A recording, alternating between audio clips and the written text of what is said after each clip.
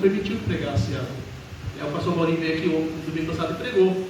Então, se você está aqui, olha para o irmão do teu lado e diga assim: você está aqui, irmão, é para você essa mensagem. Entendeu ou não? Essa é a palavra. Então vamos orar primeiro, vamos pedir para Deus falar conosco, depois a gente faz a leitura. Pai, nós estamos na tua presença neste momento, pedimos que o Senhor venha falar conosco, que essa palavra, meu Pai, seja uma palavra de poder, seja uma palavra de mudança, seja uma palavra que traga revelação para o nosso espírito. Precisamos muito, meu Pai, da tua voz. Só o Senhor sabe o que nós precisamos. Só o Senhor sabe como está dentro do coração de cada um. E o Senhor sabe trazer a palavra certa, a resposta. Só o Senhor sabe.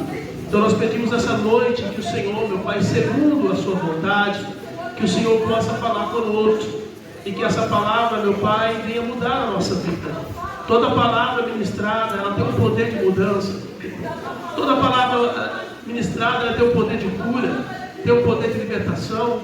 Então nós te pedimos essa noite, Pai, fale conosco, Pai. Em nome do Senhor Jesus, oramos, te agradecemos e aplaudimos o teu nome. Glória a Deus. Amém. Já que você está de pé na sua Bíblia, em Marcos capítulo 8. Marcos capítulo 8. E o versículo número 22 até o 25. Marcos 8, 22 até o 25, que diz assim: E chegou a Betsaida, e trouxeram-lhe um cego, e rogaram-lhe que o tocasse.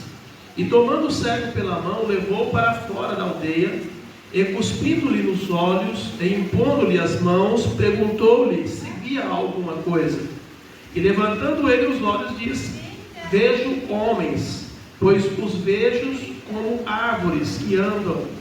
Depois disto, tornou a pôr-lhe as mãos sobre os olhos e o fez olhar para cima. E ele ficou restaurado e viu a todos claramente. Amém? Você está aqui, em nome de Jesus. Glória a Deus. Queridos, quando no passado, esse microfone está bem ruim. Vou trocar aqui e pegar o outro, tá?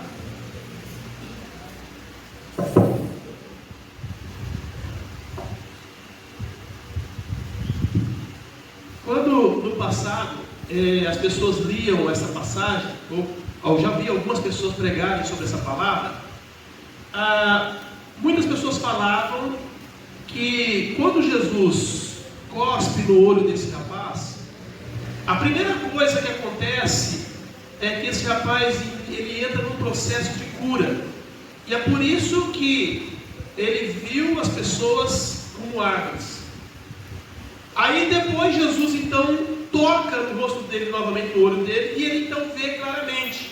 A ideia que dá aqui é que aquele rapaz entrou em um processo de cura, e por conta disso ele não viu claramente no momento em que Jesus cuspiu nos olhos dele.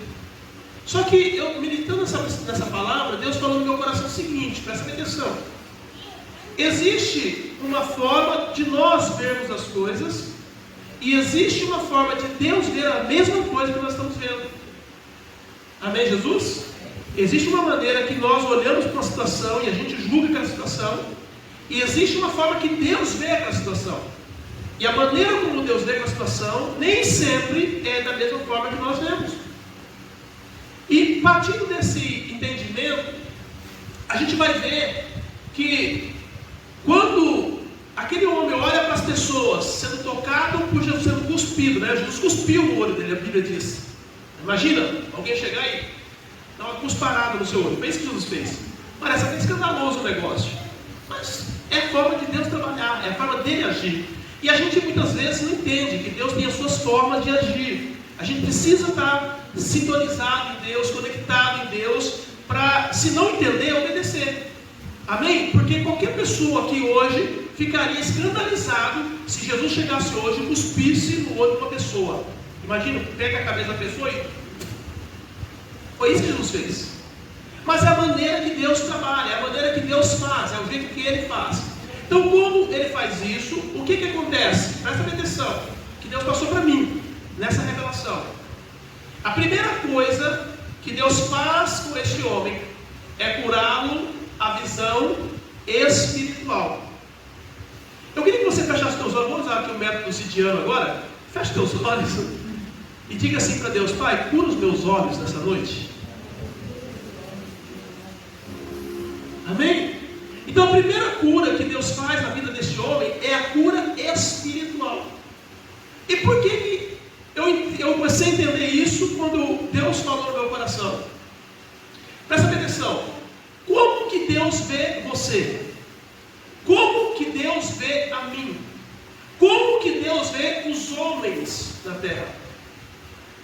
A Bíblia diz que Jesus chega para Pedro e Jesus diz para Pedro assim: Pedro, o que dizem os homens que eu sou? Quer dizer, Pedro, como os homens me veem? Pedro disse: olha, o Senhor é um profeta, o Senhor é um filho de Deus, o Senhor é isso. Aí Jesus diz assim: bem-aventurado és tu, Simão Bar-Jonas, porque não foste carne e nem sangue que te revelou, mas o Espírito Santo te revelou isso. Aí ele disse assim: olha, aí ele fala, agora eu vou mostrar o que eu vejo de você. Ele diz assim: e para mim tu és Petrus, ou tu és Pedro, ou tu és fragmento da rocha. A palavra Simão significa um nome comum, um nome qualquer, uma pessoa do povo, uma pessoa sem expressão. Jesus disse: você não é uma pessoa do povo, você não é uma pessoa sem expressão, você é uma rocha, você é um fragmento da rocha, você faz parte de algo muito grande, Pedro. Está entendendo? Ele trocou, ele mudou o nome dele, ele disse para mim: tu és Petrus, tu és Pedro. Então, a maneira como eu vejo uma coisa, muitas vezes não é a maneira como Deus vê aquela mesma coisa. A maneira como você vê uma coisa não é a mesma forma que Deus está vendo. E foi isso que Jesus fez nos olhos desse homem. Ele curou espiritualmente. Ele fez esse homem ver como Deus vê os homens. Aí eu te digo, se Jesus disse para esse homem: o que você está vendo? Ele disse: eu estou vendo árvores se mexendo. Aí eu faço a mesma pergunta para Deus hoje, acerca da minha vida e acerca da tua vida. Deus, o que o Senhor está vendo? Ele vai dizer: eu estou vendo árvores se mexendo. Amém, Jesus? Levanta a mão para o céu e diga: eu sou árvores na presença do Senhor. Deus te chamou para ser árvores. No dia que eu preguei sobre que o rei vem, eu falei sobre uma parábola. E eu quero explorar. Hoje eu quero explorar essa parábola, que é a parábola de Jotão, e mostrando para mim e para você por que nós temos que mudar a nossa visão em relação a nós e em relação à igreja. Nós precisamos mudar a nossa visão, nós precisamos ver como Deus vê. Amém, Jesus? Porque se nós não tivermos esse entendimento espiritual, nós podemos perder a maior bênção de Deus sobre as nossas vidas. Amém, Jesus? Então, como que Deus está te vendo? Deus te vê como árvores. Eu vou ler alguns textos bíblicos aqui para vocês se convencer disso, tá? Meu papel aqui é convencer vocês, tá? Meu papel aqui é mostrar a verdade. E o Espírito de Deus vai trazer essa verdade no teu coração e fazer você compreender mais profundamente. Olha só o que diz Mateus capítulo 7, 17 a 20. Diz assim: semelhantemente, toda árvore boa dá bons frutos, mas a árvore ruim dá frutos ruins. A árvore boa não pode dar frutos ruins, nem a árvore ruim pode dar frutos bons.